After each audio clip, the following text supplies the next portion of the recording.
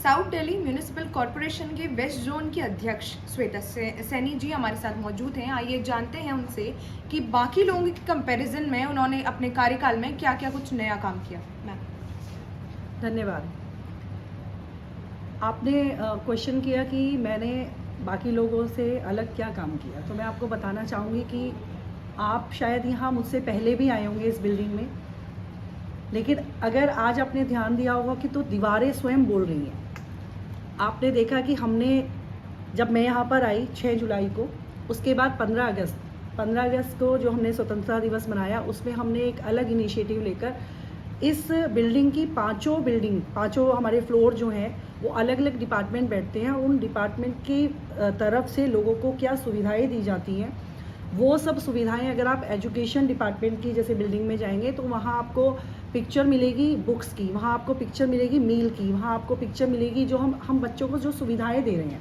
यानी कि कोई व्यक्ति जब इस बिल्डिंग में आता है, हम जन समस्याएं लेकर यहाँ पर, तो वो केवल अपनी समस्याओं के साथ साथ ये भी जाने कि निगम ने दिल्ली के लोगों के लिए, दिल्ली के बच्चों के लिए, दिल्ली के जनता को सुख सुविधाएं देने के साथ साथ और हम उनके लिए क्या कर पा रहे हैं। तो ये हमने एक बदलाव यहाँ पर किया। दूसरा जो बड़ा बदलाव हमने किया, मुझसे पहले लोग यहाँ पर आते थे, उनकी एंट्री होती थी, हमने एक ऐप डेवलप कराया है और जब व्यक्ति का काम हो जाता है तो उनको एक मैसेज जाता है कि आपका ये काम हो चुका है। अगर वो व्यक्ति उस काम से संतुष्ट नहीं है तो वो व्यक्ति दोबारा हमारे पास आ सकता है और इससे हमें ये सुविधा हुई कि किस वार्ड से कितनी समस्याएं हमारे पास आ रही हैं या किस डिपार्टमेंट की समस्याएं हमारे पास कितनी आ पा रही हैं, वो हम जान पाए।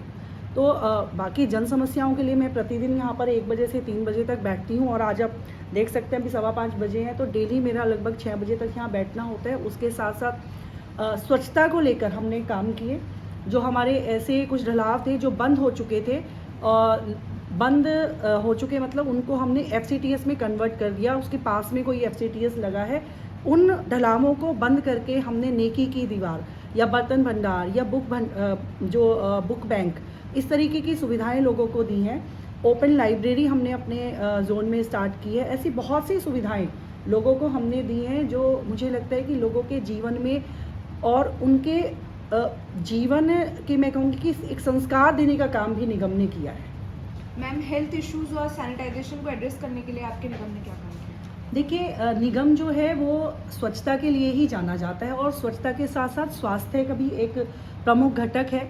तो स्वच्छता के साथ साथ स्वास्थ्य पर भी लगातार काम होता है और हमने अपने टाइम में जो है वो स्वच्छता को और ज़्यादा हम अच्छा कर सकें, क्योंकि स्वच्छता सर्वेक्षण हमारा चल रहा है। तो मेन नजफगढ़ रोड को हमने फोकस किया, साथ साथ हमने अपने वार्ड को फोकस किया। जो बाकी हमारे 29 वार्ड्स हैं उसमें लगातार राउंड कर, वहाँ के काउंसलर से बात कर, वहाँ के जो लोग आते हैं या जो ऑफिसर्स हैं, रिसोर्सेज को हम कम रिसोर्सेज में, क्योंकि दिल्ली सरकार ने जिस तरीके से हमारा जो बजट रोका है, ऑब्वियसली रिसोर्सेज हमारे पास बहुत कम है, लेकिन कम रिसोर्सेज में हम लोगों को किस प्रकार ज़्यादा से ज़्यादा सुविधाएं दे सकें। और सबसे बड़ी बात जो हमने की है वो ये किया है कि लोगों को साथ जोड़ने का काम, जन भागीदारी के तहत जो हमने काम किया, क्योंकि देश के यशस्वी प्रधानमंत्री जी कहते हैं कि बिना जन भागीदारी के हम सुशासन स्थापित नहीं कर सकते।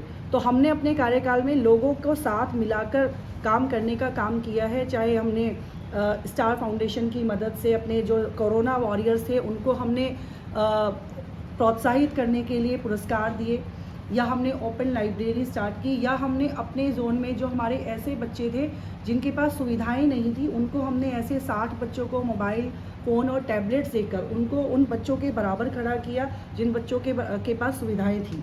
तो लोगों को एम्पावर करने के साथ साथ ये सब काम हमने किए हैं। तो मुझे लगता है कि निगम जिस तरीके से काम कर रहा है और दिल्ली सरकार यदि अगर थोड़ा सा जनता के साथ उनकी एक सहानुभूति होती और एक लोगों को जीवन स्तर में वास्तव में वो बदलाव लाना चाहते, तो निगम को इस तरीके से पंगु ना बनाकर और मजबूत करने के लिए निगम को और ज़्यादा फंड देकर मुख्यमंत्री जी अपना कद जो है वो एक बड़े भाई का और बड़ा कर सकते थे। लेकिन मैं आपके माध्यम से बताना चाहती हूँ कि निगम जो है, भारतीय जनता पार्टी पिछले 15 वर्षों में बहुत बड़े बड़े काम किए। भारत दर्शन पार्क, अभी हमारे ही कार्यकाल में भारत दर्शन पार्क का उद्घाटन माननीय गृह मंत्री अमित शाह जी ने किया। आज वहाँ लगभग 7,000 से 8,000 लोग रोज आ रहे हैं, जो देख पा रहे हैं कि कैसे हम कबाड़ से जुगाड़ हमने सुना था, क्योंकि हम भारतीय संस्कृति के लोग हैं। आप वहाँ देखिए कि कबाड़ से कैसे हमने वो अपनी संस्कृति की झलक वहाँ दिखाई है, जो आने वाले बच्चों को भी पता चलेगा। और बहुत सारे लोग ऐसे हैं जो अफोर्ड नहीं कर पाते, कि मैंने स्वयं भी उनमें से बहुत सारी कलाकृति ऐसी है जो नहीं देखी, लेकिन वहाँ जाकर मुझे एहसास हुआ कि मैं शायद वहीं खड़ी हूँ। तो ऐसे लोगों को, यानी कि हर तबके तक पहुंचने का काम और एक अपनी भारतीय संस्कृति के को गौरव दिलाने का काम, एक अपने एक नागरिक होने के नाते हम भारतवर्ष में रहते हैं, और उस भारतवर्ष में रहते हैं जिसका इतनी एक मैं कहूँगी कि एक संस्कृति जो है वो इतनी हमारी गौरवशाली एक अतीत रहा है। उस गौरवशाली अतीत को लोगों को बताने का काम निगम ने किया है। इतना अच्छे काम निगम ने पिछले 15 वर्षों में किए हैं। पूरी दिल्ली की जितनी एलईडी लाइट्स हैं वो हमने कन्वर्ट की हैं। आज भी पीडब्ल्यूडी की सड़कों पर सोडियम लाइट्स लगी हैं, आप जाकर देख सकते हैं। मैं जो बोल रही हूँ वो ऑन रिकॉर्ड बोल रही हूँ।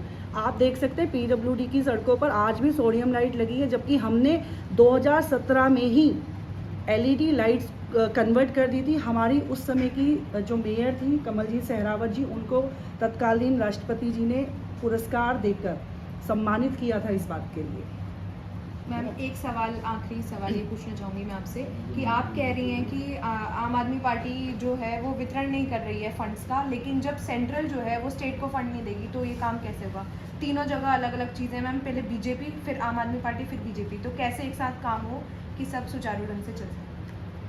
देखिए, हाथ कंगन को आरसी क्या, मैं तो आपको कह रही हूँ, आप मीडिया के लोग हैं, आरटीआई लगाइए, पता करिए। मैं तो बोल रही हूँ कि केंद्र कितना बजट इधर देता है और ये हमें कितना देते हैं। और सबसे बड़ी बात है कि दिल्ली सरकार का अपना जो रेवेन्यू है उसका कुछ परसेंट भी अगर वो हमें दे देते तो भी मुझे लगता है निगम बहुत अच्छा काम कर सकती है। और इनकी जो मानसिकता है वो पंजाब के सरकार बनने के बाद लोगों को समझ आ गई है कि किस प्रकार झूठे वादे ये लोग करते हैं, और फिर उन वादों को पूरा करने के लिए जब फंड की कमी होती है और उसको मांगने के लिए तुरंत अगले ही दिन प्रधानमंत्री जी के पास पहुंच जाते हैं। जबकि पहले जब इलेक्शन का टाइम चल रहा था, मुख्यमंत्री जी कहते हैं मैंने पूरा होमवर्क करके पूरा देख लिया कि कहाँ से पैसा आएगा और किस तरीके से हम उसको डिस्ट्रीब्यूट करेंगे।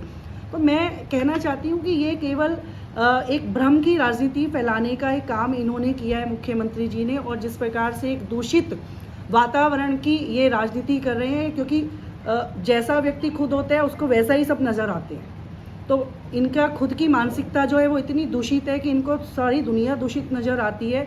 मैं आपको इतने आंकड़े बता सकती हूँ, आप किसी दिन टाइम लेकर 1 घंटे के मेरे पास आइएगा, मैं पूरा 1 घंटा आपको बता सकती हूँ कि ये क्या क्या करते हैं। दिल्ली में इतना ख़राब काम इन्होंने किया है, हमारी संस्कृति को नष्ट करने का काम इन्होंने किया है।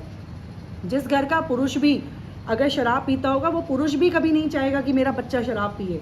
आज आप टेट्रा पैक में छोटे छोटे इतने पैक में शराब दे रहे हैं, बच्चा जूस समझ के उसको पी लेगा। बच्चा, छोटे बच्चे हैं, कई बार नहीं भी होता, और जब चीज़ें अवेलेबल, ईजीली अवेलेबल हो जाती हैं तो वो हर एक की पहुँच तक हो जाती है। हम जब छोटे छोटे पैक में आप शराब जो है वो बेचनी शुरू कर देंगे तो वो इजीली आप बच्चों तक भी उसकी पहुंच चली जाएगी। और सुनने में आ रहा है कि महिलाओं के लिए अलग बारशाला खोली जा रही है। मतलब क्या है ये? हमारी संस्कृति को आप कहाँ ले जाने की सोचते हैं?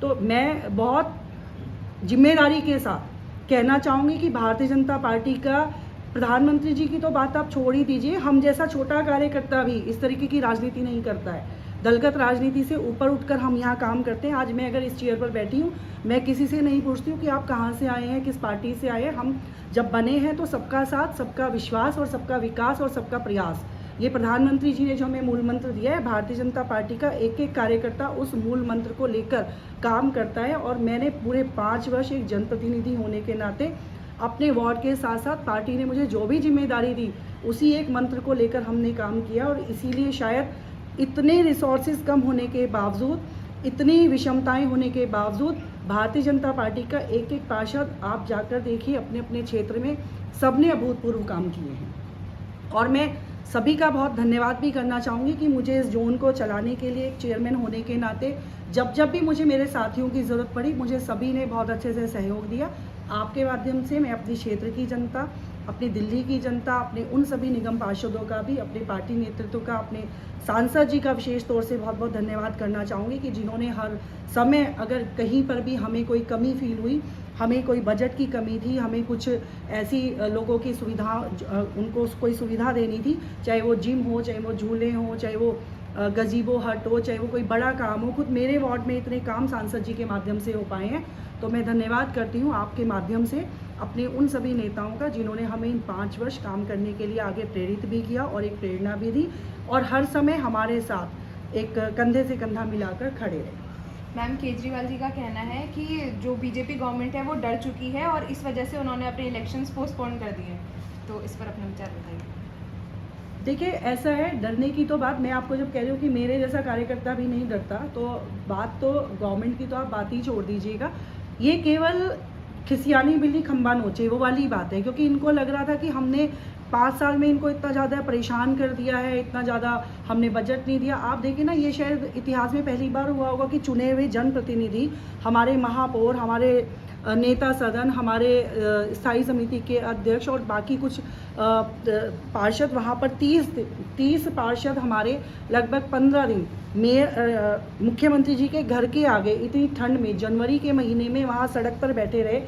एक इंसानियत होने के नाते अगर मेरे दरवाजे पर भी कोई बाहर बैठेगा तो मैं भी पूछूंगी कि भैया आप यहाँ क्यों बैठे हो बहन। लेकिन उनकी मतलब इंसानियत भी नहीं है इंसान के अंदर कि चाय खाना तो पूछना दूर की बात है, ये भी नहीं पूछा कि आपको क्या चाहिए, क्योंकि पता है कि ये अपना बजट लेने आए हैं और वो मैंने देना नहीं है। तो मीडिया के आगे क्या हम बोलेंगे कि जब हम बोल देंगे कि हाँ हम बजट देंगे लेकिन देंगे नहीं। तो यही वाली बात है कि खिसियानी बिल्ली खंबा नोचे, बजट उन्होंने देना नहीं था। केंद्र सरकार ने एक अपनी जिम्मेदारी समझते हुए, क्योंकि अगर किसी का बड़ा बेटा नालायक हो जाता है तो छोटे बेटे की उस पर उसका असर ना पड़े, अपना घर सुरक्षित रहे, तो एक पिता का जो फ़र्ज़ है वो हमारे केंद्र सरकार ने निभाया है कि अगर बड़े भाई ने अपना फ़र्ज़ नहीं निभाया तो कम से कम पिता अभी मौजूद है और छोटे बच्चे को भूखा नहीं मरने देंगे। तो इसलिए उन्होंने ये पिता का फ़र्ज़ निभाया है अपने, और हमारी एक एमसीडी को एक रिफॉर्म करके दिल्ली की जनता के साथ वो सब चीज़ें ना हो सके जो इन पिछले 5 वर्षों में, क्योंकि जब हम लोग आए थे तो हमारी पार्टी ने हमें एक नारा दिया था, नए चेहरे, नई ऊर्जा, नई उड़ान।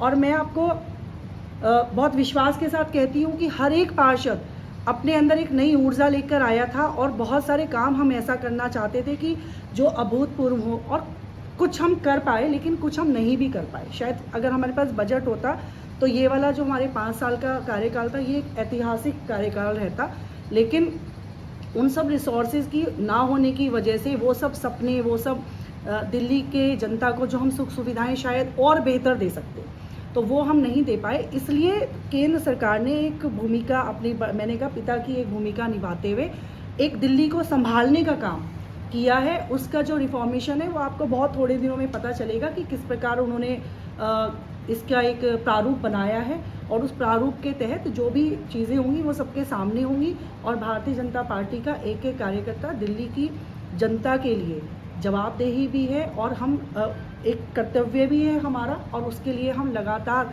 काम करते हैं, क्योंकि हमें कोई ऐसा नहीं है कि आज मैं जनप्रतिनिधि हूँ तो ही काम कर रही हूँ। जब मैं संगठन में काम, और आज भी हम संगठन के साथ मिलकर काम करते हैं, सत्ता और संगठन दोनों का जब मेल होता है और भारतीय जनता पार्टी के कार्यकर्ता लगन के साथ काम करते हैं तो निश्चित तौर पर ये जो रिफॉर्मेशन है ये इसके बाद आप जब देखेंगे तो दिल्ली का जो स्वरूप निकल कर आएगा, और जब सीधा हमें केंद्र से बजट मिलेगा तो बहुत सारी अपेक्षाएं भी पूरी होंगी और लोगों की आकांक्षाएं भी पूरी होंगी।